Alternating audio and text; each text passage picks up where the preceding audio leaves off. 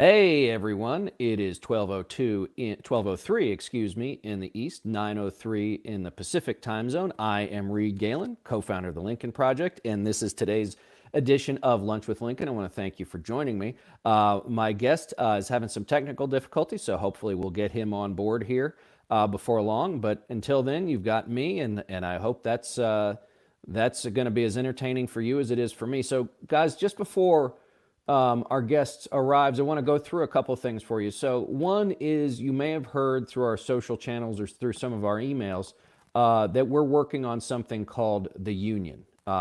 This is not a labor union. This is more in the context of Abraham Lincoln and saving the Union, creating a more perfect union. And so what we are doing as the Lincoln Project, and with dozens of other affiliated groups, are recruiting between now and Election Day 1 million Americans who are going to fight on the pro-democracy side of this battle this year. And so I want you to go to jointheunion.us. Again, that's jointheunion.us. Tell us where you live, who you are, what you're interested in doing.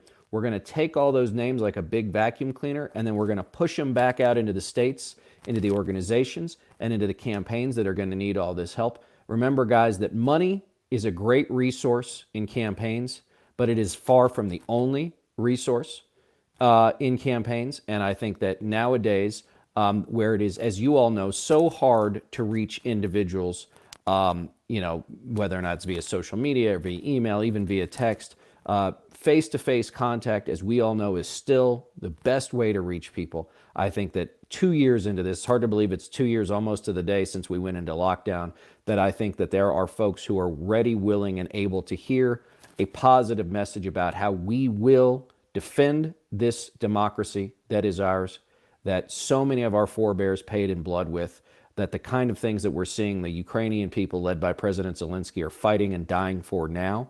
So I want you to go to jointheunion.us, sign up for this, guys. If we do this together, if we create the broadest, the deepest, the most diverse coalition that this country has seen in living memory, we will be successful in November. And that will help us springboard to being successful in November of 2022 and November 2024. Great. Felicia, we have our guest. I'll get to my other things, but let's bring him on in. Colonel. Oh, the challenges of a Monday morning in the internet. That's right. Well, listen, it's maybe some of our friends in the East are taking a look at us, Colonel, and saying, not today, but we say, not today, Ivan, not today. So, ladies and gentlemen, joining me on Lunch with Lincoln today is Colonel Brendan Kearney. Colonel Kearney was in the United States Marine Corps for 31 years, retired in 2006 as the Chief of Staff of Marine Forces in Europe. So, Colonel, I want to thank you for joining me today. It's a pleasure to be with you, Reed.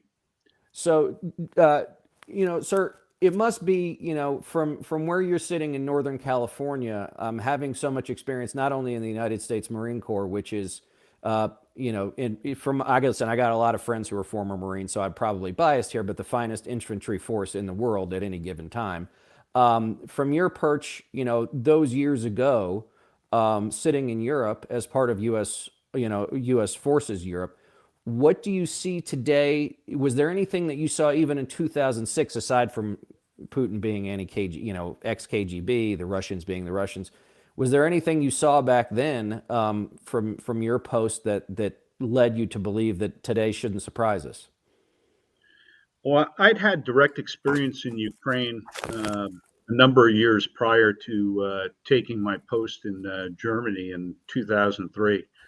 So I had met the Ukrainians. I was very familiar with the former Soviet republics, Estonia, Latvia, Lithuania, Moldova, all, Georgia, you name it. I'd been to all of them and got to meet the people. And the consensus that became readily apparent to me and was reinforced during the 3 years I was in Europe and subsequently has been that those peoples want nothing to do with the former Soviet Union and with Russia. They spent enough time under their thumb. They were not treated well.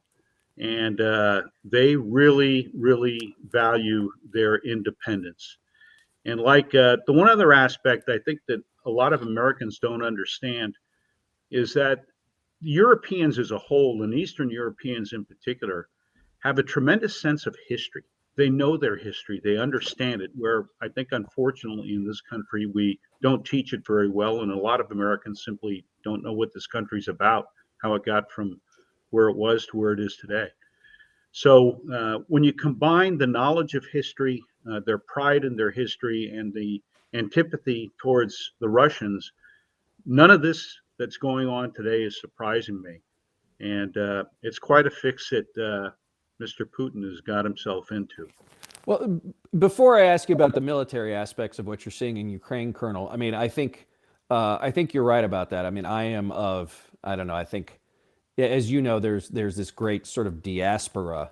The Polish Empire was big, the Lithuanian, empire was big, Ukraine, White Russia, whatever you're going to call it. But those borders have shifted back and forth, north and south, east and west. Invaders go east, the invaders come back west. And unfortunately, these people, to the tunes of tens of millions, probably over the course of even just the last century, have experienced incredible death, destruction, starvation, bloodletting. And so, to your point about history, is I don't know that they could do anything other than live it, because it is not really history for them. It's just a continuation of one mass tragedy, from one generation to the next. They haven't had enough peace and stability long enough to forget things, I guess. I couldn't agree with you more. And, the other aspect of this sense of history is that to them, to the folks that I knew over there, World War II ended last weekend. Right. There's an immediacy to it.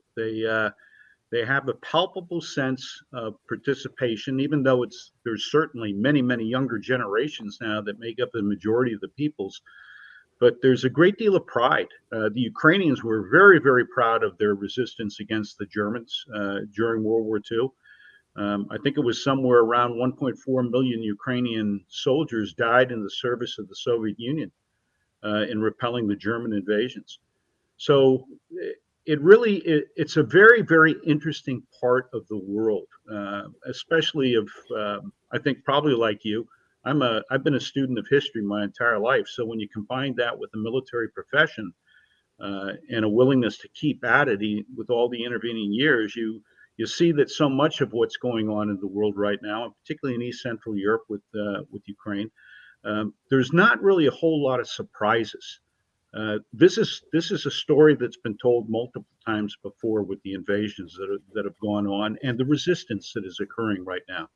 Well, and before I move on to a couple of questions about your personal experience, for everyone out there, is a brilliant Yale historian, Timothy Snyder, who wrote a book called Bloodlands, which explores this whole region of Eastern Europe, Western Russia, and also Ann Applebaum's The Red Famine, which discusses specifically Stalin's intent and success at starving 4 million Ukrainians in the early 30s. That you can't really, Colonel, believe that this stuff happened, but it's just a brutalized part of the world over and over again. But I want to ask you this, Colonel, as you were sitting over there in the mid 2000s, obviously this is in the midst of this is post 9/11. So we're in Afghanistan. The United States is in Afghanistan. NATO's in Afghanistan. We're in Iraq at the time. The United States, I mean, did it surprise you how quickly our NATO allies and I would say the broader European community solidified behind the Ukrainian people and all got on board with sanctions, asset seizures, and all those sorts of things as you see it now, 15, 16 years, distant? Quite frankly, if you'd asked me to predict whether this sort of rejuvenation of the alliance could occur, I would have been wrong. I would have said, no, it's not going to happen. And that was just based on my own experience in NATO and the frustrations of seeing the lack of their commitments, their failure to meet their commitments when it came to funding and applying other resources to their militaries. I have to hand it to Putin. What he accomplished over the last 3 weeks in rejuvenating NATO is something that virtually every American president for the last 30 years, along with some prime ministers and others that agreed with them, vigorously pushed NATO to get on board and rejuvenate itself. They didn't do it. Putin did it for us. So this is one of the, out of this terribly sad situation that's going on in Ukraine, this is one of the benefits and I guess you got to take the good with the bad. And this is very much the good. A rejuvenated NATO has got to strike fear into those who, up until a few weeks ago, had looked at some pretty apparently very, very easy targets throughout Europe and down into the Caucasus. So, Colonel, when NATO was created in the wake of World War II, as the Soviet Union's tentacles had spread over Poland and Hungary and Romania and Eastern Europe, it was and it is a defensive alliance. That's correct. Article 5 says an attack on one is an attack on all. It does not say when one attacks, the rest of us will too, and we've seen that in our history as Americans. But that seemed like a pretty thin soup for Putin to use as a reason why he had to invade Ukraine. And it looks like, and I'm going to be more political here than military, that they're still searching for the rationale behind this invasion. First it was, if they agree not to join NATO, we'll leave them alone. Then it was, well, they're really part of Russia. And now it's, there are these secret American biochemical labs that we must protect our people from. I mean, I know that there's always wars of aggression always have a pretty thin or a pretty shallow rationale, but this seems even more shallow than normal. This is just like, I want it back. I completely agree with you. I think Putin has got this visions of a reinvigorated Russia / Soviet Union, although I don't think he wants to see a return per se to communism. I think he wants to see a return to, say, totalitarianism with one guy in charge. And whoever follows him would have been his designated successor. So it's not a surprise. These stories that are made up, this pure fiction, as we just previously discussed, NATO was a threat to nobody. And I say that with a deep admiration for some of the militaries and some of the countries that make up NATO. Mm-hmm. It was no threat. They couldn't agree on anything. When it came to achieving the consensus that is required to conduct offensive military operations. So we always viewed it, those of us who were in active duty and an awful lot of our allies, the professional military men and women of Europe, that this was going to be great if we were called upon to defend, but to do anything much beyond that. I mean, even Afghanistan, their efforts in Afghanistan were disjointed. Incredibly disjointed. They would send contingents over there that a lot of them, the only thing they would do is sit inside the perimeters of our bases, and they would not participate in any offensive, i.e. risky operations. So again, this is an extraordinary turn of events for NATO and for Europe. So, but I mean, Afghanistan rightfully has yet again earned the moniker of Graveyard of Empires. So do you think that it was, well, we have this Article 5 commitment in Afghanistan, but, the commitment is only going to go so far, as opposed to this, Colonel, where it's the Russian bear on the doorstep again? Well, certainly the proximity of the Russian bear to Europe right now is awakening compared to having these terrorist groups inside Afghanistan. A lot of these countries quite simply never bought that. They thought they'd be able to go ahead and continue to live their lives in relative peace, and that those periodic things that would happen with terrorist attacks in the ones in Paris and France and other ones that have taken place throughout Europe were a little bit abnormal. They were periodic, and they really weren't that much to worry about. A Russian military force on the border of Romania and Poland that's aimed at the heart of Europe and is disrupting the entire European economy is something that I don't know who with a rational mind could ever find an excuse to ignore. Well, and I think too, Colonel, as someone who served in an all-volunteer, well, let me ask you this: I assume that you enlisted, or you were an officer, so obviously you Yeah. went to officer candidate school, but you joined after the draft had ended. I joined in October of 1971. My draft number was 327. Okay. Okay. So you joined when there still was we were still conscripting young men into the military. I But did. I right. did. Yeah. But since what, 75, 76, I think, or even maybe a couple of years earlier than that, the United States became an all volunteer military.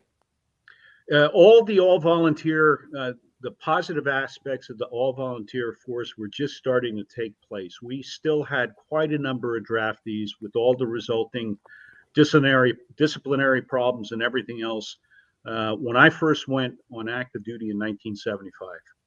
So now let's flip that to what we're seeing with Russian forces in Ukraine, which is the Russian army has a long reputation and well-earned reputation of conscription with accompanying brutality. To be a conscript in the Russian military is to be a punching bag for somebody. We've seen these young men. A lot of them said they didn't know why they were there. We heard even before the invasion of Russian units in Belarus selling their guns, selling their uniforms, selling the gas. So, did it surprise you that much? And I want to get to the artillery bombardments, the cruise missiles, and the air attacks. But has it surprised you that much that the Russian ground forces have had as much trouble as they have? I mean, admittedly, they're on foreign soil against very dedicated fighters, but did you believe that they were this functionally incompetent or not prepared for this? I don't want to say incompetent. Maybe that's not the right word. Well, I fully recognize and agree with you that the Russian military has a long history of dysfunction, and that hasn't changed. I mean, there's been reporting in public press for years and years about Russian mothers being absolutely furious with the government and demonstrating in Moscow over the fact that their sons have been beaten and hospitalized and killed um, while in the service of their country. So that didn't surprise me that they would encounter these types of issues over there. The ill discipline, we're starting to hear the reports of the rapes, and given their logistics problems, essentially the looting that's going on of Right. food in particular. What did surprise me, though, is quite honestly, I did not think that the senior Russian military leadership was so utterly incompetent in both the planning and the execution of the offensive military operation, and then the utter failure of a logistics chain to work, that it started to fall apart 2 days after the offensive. That's an incredible statement about a military that if they can't go into 2 days of just walking in a certain direction, they didn't even need to face resistance. All they had to do was I go don't mean to for a laugh. walk Sorry. across the border, and their supply stopped. It's utterly it's incomprehensible. I have to admit, I've been surprised with that. Well, and Colonel, I think about 1942, 1943. Like, let's take the Battle of Stalingrad, where the Soviets defended Stalingrad against a German invasion, where T-34 tanks are rolling out of a factory and onto the battlefield.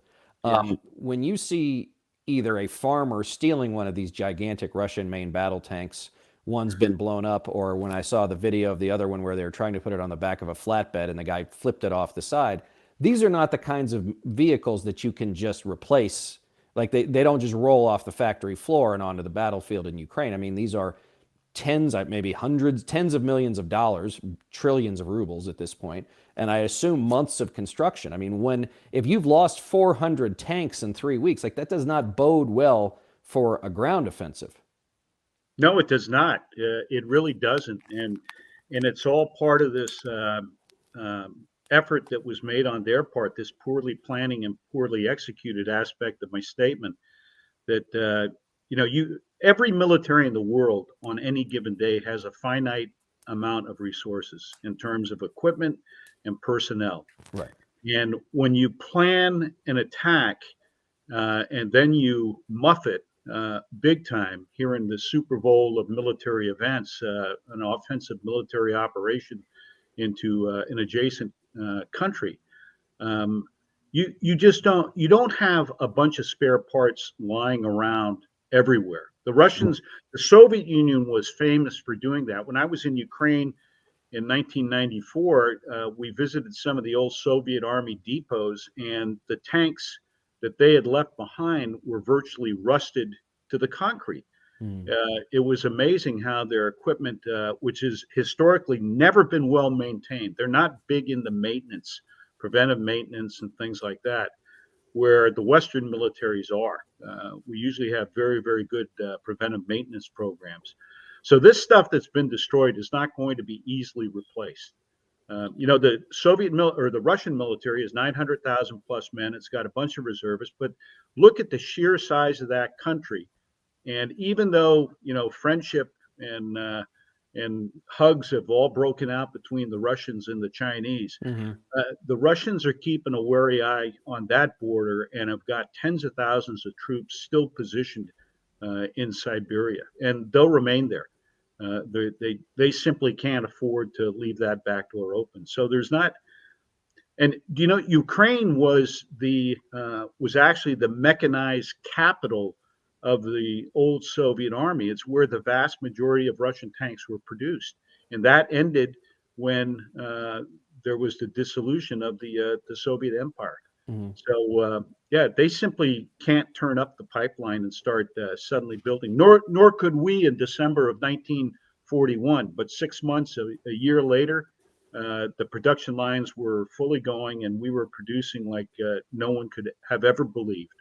Well, and I think that also comes from, again, this is where sometimes we forget that a democratic system and a liberal market economy go hand in hand. It's very difficult to have an authoritarian system of government with, maybe the Chinese, but also they use slave labor, right? And they pay people 50 cents a day.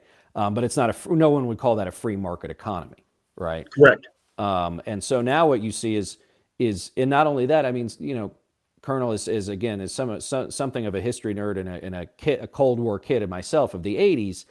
Some of these vehicles that they've rolled into Ukraine or have been stolen by the farmers look older than me.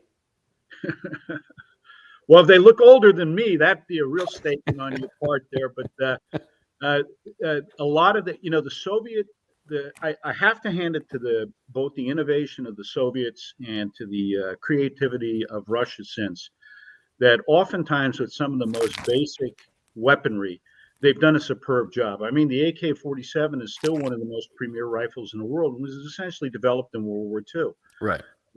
They took Soviet tanks, and over the years have modified them greatly, but they have trouble with complexity, with high-tech stuff. They tend to produce it in small amounts and then have trouble keeping it maintained. Right.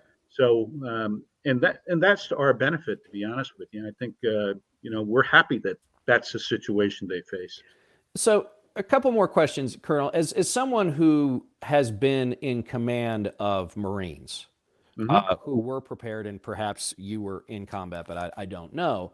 What's going through the minds of some of these Russian riflemen? As I had a guest on last week who said there's not really a junior officer corps, not really a non-commissioned officer corps to speak of. So, you're sitting there, you're trying to command these young guys who probably don't want to be there. What's going through the mind of these young men, mostly young men, I should say? I think I think morale is probably awful, to be honest with you, and I think that's what we're hearing in the open press, the media, with the reporting coming out of Russia itself, from not only those who oppose the war, but some of what little is left of a free media over there. So you have people in a place they didn't want to be.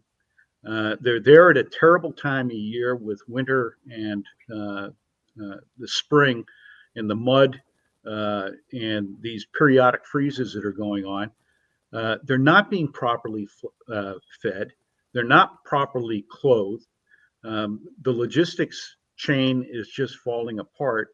And you're in a place where you were told you were going to be welcomed with open arms. And instead, the free people of Ukraine are killing Russian soldiers, capturing Russian soldiers, apparently treating them well, to their credit.